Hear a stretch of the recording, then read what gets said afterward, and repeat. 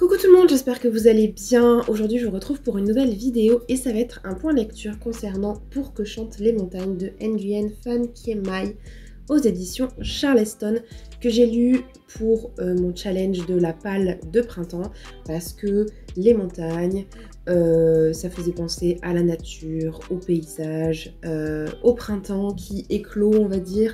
Mais ne vous fiez pas à la couverture parce qu'il ne s'agit pas d'un livre feel good sympa sur la nature, mais plutôt d'un livre sur la guerre du Vietnam et toutes les horreurs qui ont suivi, notamment liées aux familles qui ont été complètement détruites, aux personnes qui en souffrent encore aujourd'hui. Du coup c'est pas un livre vraiment très gai pour le printemps, mais je n'ai pas du tout été déçue et j'ai été complètement embarquée tout du long de ma lecture. Je sais pas trop par quel bout prendre ce récit et comment vous expliquer ce que j'en ai pensé et ce que j'ai trouvé d'intéressant et d'absolument horrifiant là-dedans. De manière générale, tout ce qui est guerre, etc., ça me tentait pas il y a quelques années et de plus en plus j'en lis, ou en tout cas des récits qui traitent pas forcément... Enfin, des récits où on n'est pas forcément au centre de la guerre et sur le front, mais plutôt des récits où on va voir l'impact que ça a avec les personnes qui vivent à côté des soldats par exemple.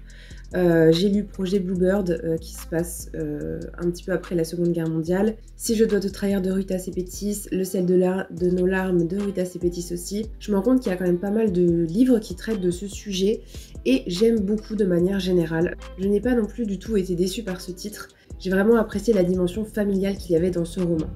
On va suivre aux côtés de la famille Tran toute la guerre du début jusqu'à la fin et tout ce que ça va impliquer en termes de difficultés. Donc on va se retrouver au début des années 70, la guerre est déclarée et ils doivent quitter leur village. On va suivre la grand-mère et ses 5 enfants qui vont partir de leur petit village dans la montagne pour rejoindre Hanoï. Et en fait, ça va être leur périple, ce récit, et c'est raconté avec le prisme de la petite fille. En fait, c'est comme si c'était la grand-mère qui racontait l'histoire à sa petite fille. Elle va devoir faire des choix pour survivre, pour permettre à sa famille de survivre. On arrive à des moments où ils sont vraiment sur le point de mourir parce qu'ils n'ont plus d'argent, ils n'ont plus de nourriture. Ils sont dans des situations totalement improbables et totalement impensables, humainement parlant. Et ça va être extrêmement difficile à lire à certains moments. Et quand je pensais que ça allait s'arrêter là, en fait, non, ça va toujours plus loin dans l'horreur, dans les difficultés. On va avoir un peu d'espoir. Il y a certains moments où on a quand même des touches d'aide, certaines personnes qui vont être là, qui vont un peu apporter de l'aide, qui vont offrir quelque chose à manger ou quelques pièces, qui vont tendre la main quoi, pour aider.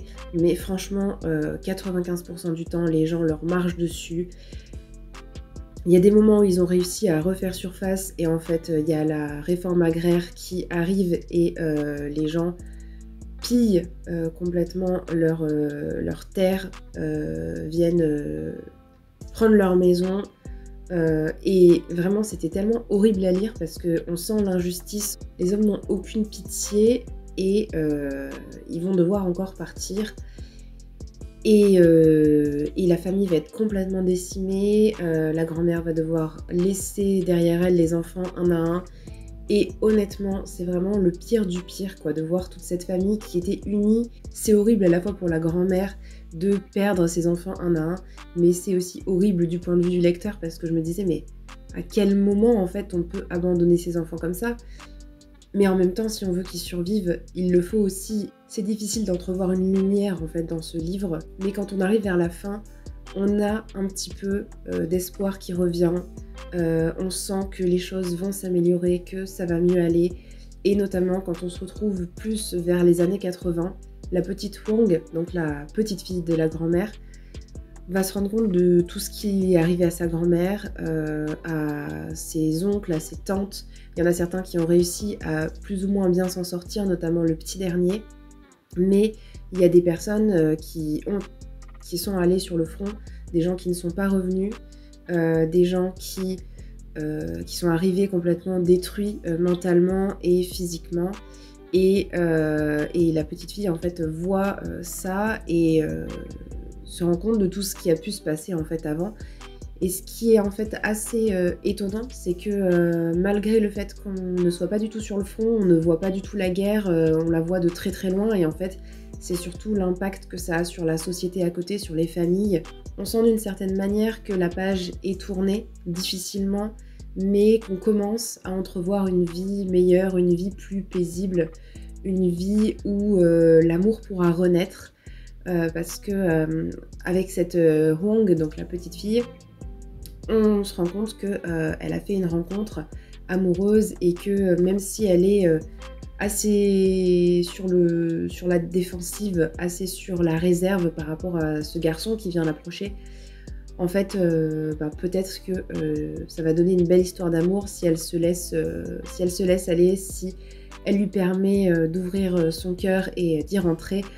Et du coup, par rapport à tout ce livre qui est absolument horrible et où on se rend compte que l'humain est profondément méchant et sans pitié en fait par rapport à certaines personnes qui sont dans le besoin et qui demandent de l'aide, on se rend compte que voilà, il y a une petite touche de bonheur à la fin, une petite touche de gaieté qui arrive.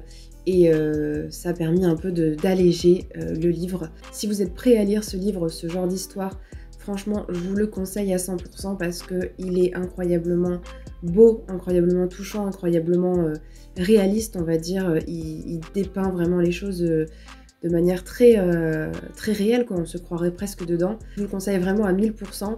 Par contre, il faut être quand même bien accroché et soyez prêts quoi, à le lire. Voilà, c'est tout pour ma vidéo, j'espère qu'elle vous aura plu. Si vous avez lu ce roman